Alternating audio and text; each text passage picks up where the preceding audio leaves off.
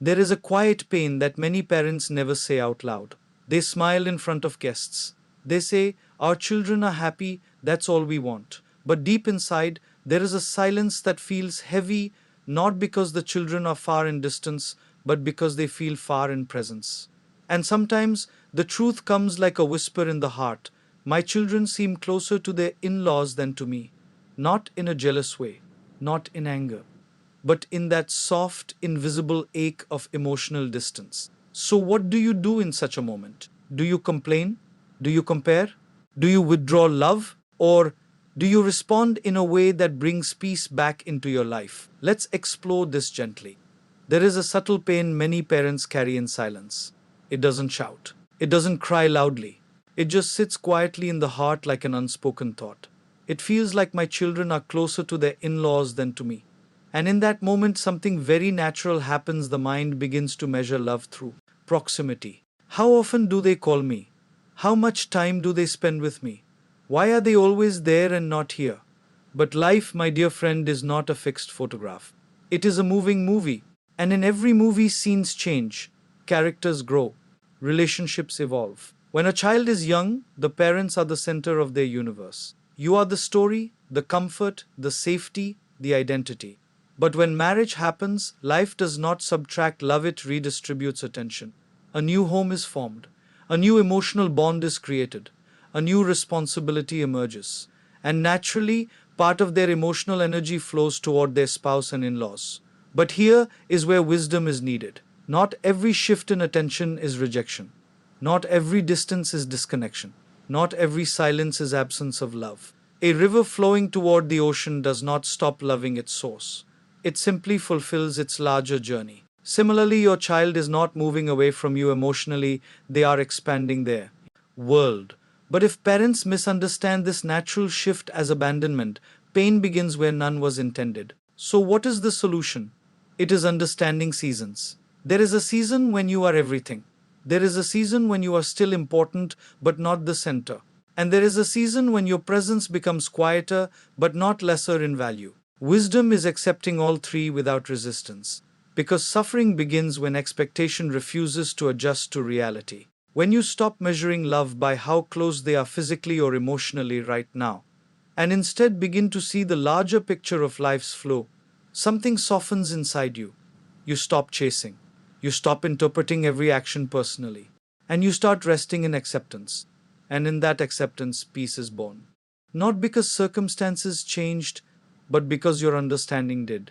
One of the most silent emotional traps parents fall into is comparison. They spend more time there, they listen to them more, they respect them more, they are happier there.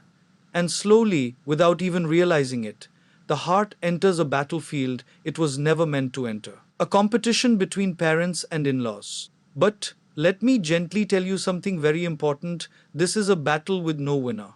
Because love is not a limited resource. Attention is not a fixed pie. Affection is not something that must be taken from one to give to another. Your child does not have only one emotional home. They now have multiple relationships that hold different meanings in their life. Their in laws are not your replacements, and you are not their rivals. You are different chapters in the same book. But when comparison enters, clarity leaves. And suddenly, instead of enjoying your role as parents, you begin monitoring their other relationships. That monitoring slowly turns into anxiety, and anxiety turns into bitterness.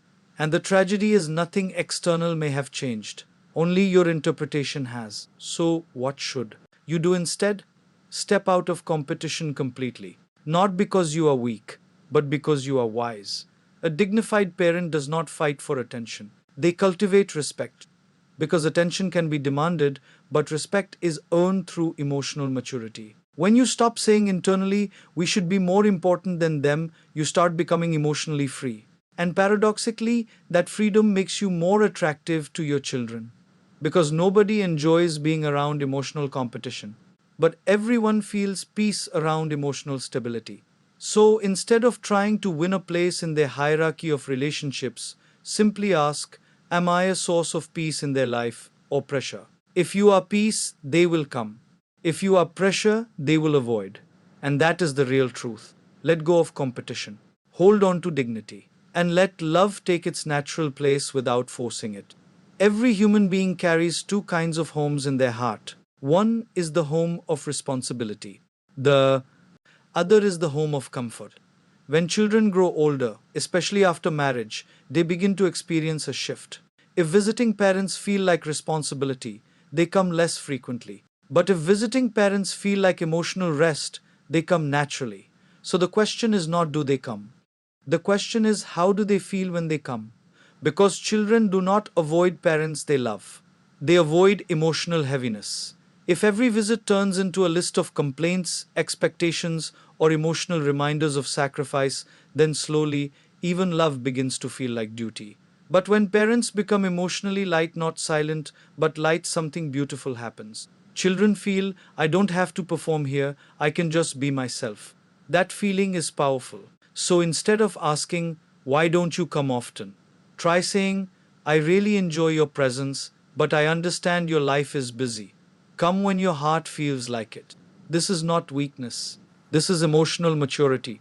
Because love that demands often creates distance. But love that understands creates return. And slowly, without pressure, something shifts. Your home becomes a place of relief instead of expectation. And that is what makes children return, not obligation but emotional safety. One of the deepest sources of pain in old age is not distance, it is dependency. When children become the only emotional anchor in life, every small change in their behavior feels magnified. A missed call feels like rejection. A delayed reply feels like neglect. A shorter visit feels like abandonment. But the real issue is not their behavior, it is the weight we place on it. So, what is the way forward? Build your inner world, not as escape, but as expansion. When your happiness depends on only one source, that source becomes pressure for both you and them. But when your life has multiple layers, friends, routine, spirituality, reflection, hobbies, service, then your emotional balance is no longer fragile. You become grounded. And something interesting happens here. The less emotionally needy you are, the more emotionally safe you become. Children naturally feel lighter around parents who are fulfilled within themselves because they no longer feel like they are responsible for your happiness. And that is a gift for both sides. So invest in your inner life because a full heart does not beg for attention, it radiates presence. There will always be moments when the heart feels heavy, moments of silence, moments of waiting, moments of emotional disappointment. And in those moments, words want to come out. But here is where wisdom is tested. Because words spoken from hurt often create distance, not closeness. If you don't care, don't come. I don't matter to you anymore. You are always there, never here. These words may express pain, but they rarely build bridges. Instead, choose words that preserve connection. I miss talking to you. I understand your life is full, but hearing your voice makes me happy. No pressure, just stay in touch when you can. See the difference? One creates guilt, the other creates warmth. One pushes away, the other invites return.